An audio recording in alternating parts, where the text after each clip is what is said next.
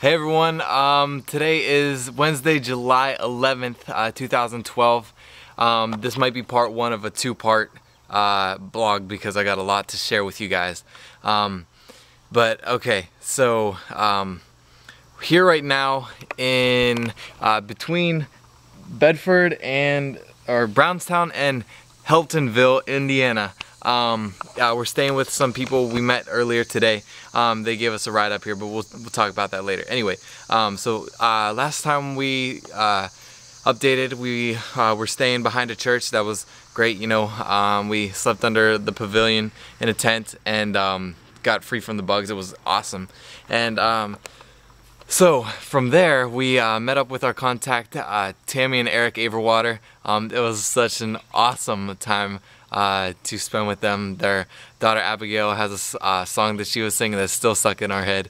It's called Afro Circus. Look it up on YouTube and you'll drive yourself crazy, but it's fun. We sing it all the time now. And so we spent that night with them July 3rd, and then the next day we walked up about 6 miles, just took an easy day off on July 4th and walked up to Tammy's mom's house and got to meet the rest of the family, extended family and everything, and you know, just spent the holiday with them and went swimming and everything. It was great.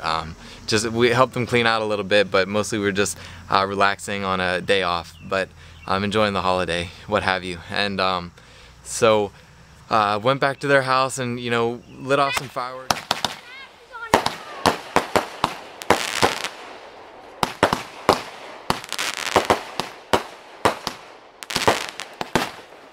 And just had a grand old time with them, and it was just incredible. And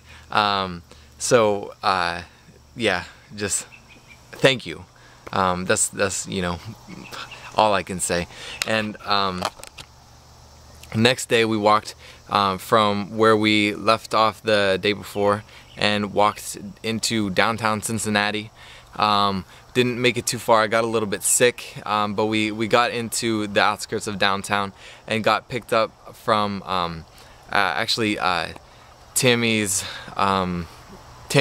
sister's husband's, you know, just that family, last name Eve, and just great spending time with you guys as well. It was just awesome. Pray for Blake though, the one daughter. She fell off her horse that night and really messed up her back. She's been having back problems, but yeah, we've been thinking about you, Blake, and hope you're doing well. Thank you for letting us stay there that night, guys. It was awesome spending time with you. The next day, Brian took us back down to where we left off and walked from there downtown Cincinnati across the People Bridge into Kentucky. So that was awesome, getting to go into Kentucky just for a little bit.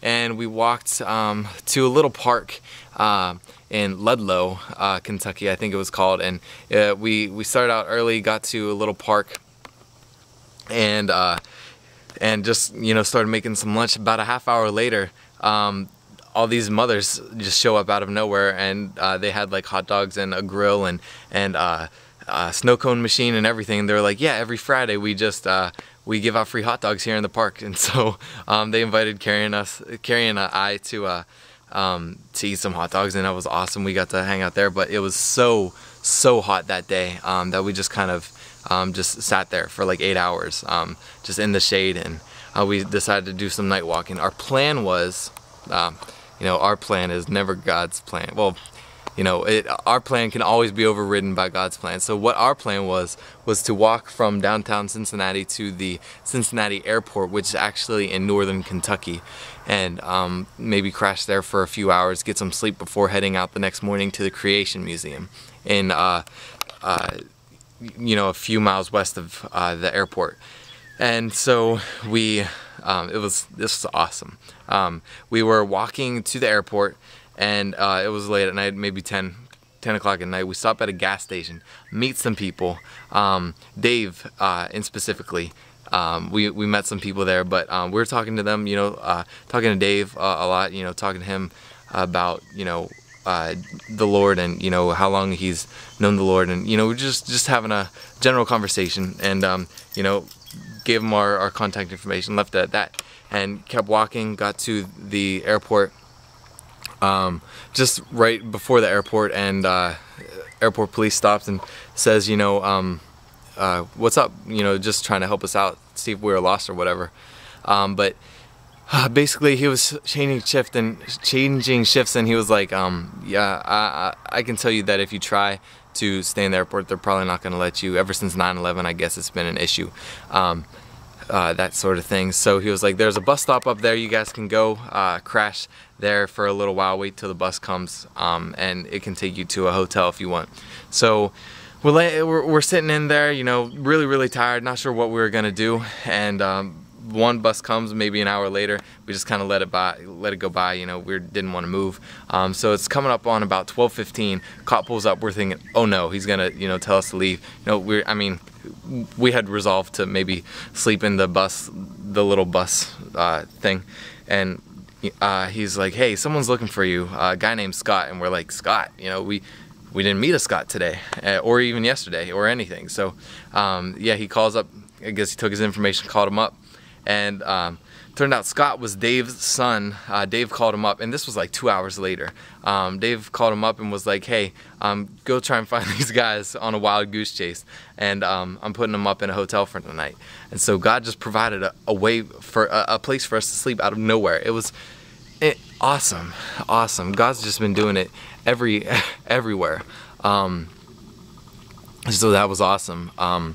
Anisha, Scott's partner, actually hooked us up with a shuttle back to the airport the next day. We got to walk from there to the Creation Museum. Spent a lot of time on this video, so check out part 2 of this. I'll leave you guys with some clips from the Creation Museum here. Check it out. I've decided, as a courtesy to the museum, to videograph and photograph our day here and showcase it on the website. So I guess here you can see the front of it, some dinosaurs. Check it out. And I'll be filming inside and showing you guys what happens today. So here we go. So here we are walking through the vast botanical gardens here at the Creation Museum, and they have everything here. They have the most diverse botanical garden I've ever been to. Butterfly and hummingbird garden. They have everything. There's a petting zoo over there, and yeah. So let's see what else.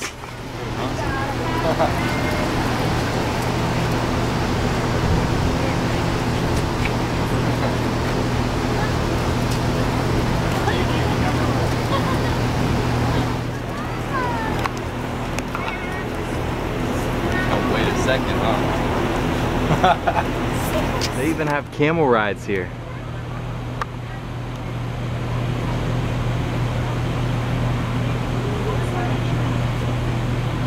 The Creation Museum is a walk through the Bible, walk through the history in Genesis 1 to 11, creation, corruption, catastrophe, confusion, and then Christ, consummation, the gospel that's based in that history.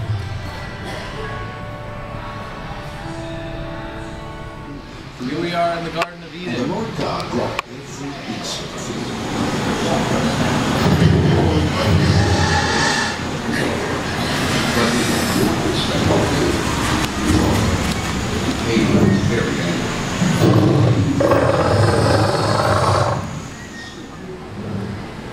God told Noah to build a great ship, an ark, and you know what? It's almost finished. I have survived 969 years. My time is nearly over. With each passing day, judgment draws nearer. Have you thought about our conversation? God's word is true. Hey, Zophar! One of those pigs checked my shem before you sold them off? Judgment is coming, my friend. But if you come along, you will be safe in the ark. The effect of ministries like ARG and the Creation Museum have gotten so much information out there that when people have the blinders taken off their eyes and they get the information that's been censored from them, they realize that evolution is not true, it's not fact. Millions of years is not true. I built the ark because, simply put, God told me to. All my life I've tried to walk faithfully with God and follow his ways. Sadly, other than my own family, no one else followed God anymore.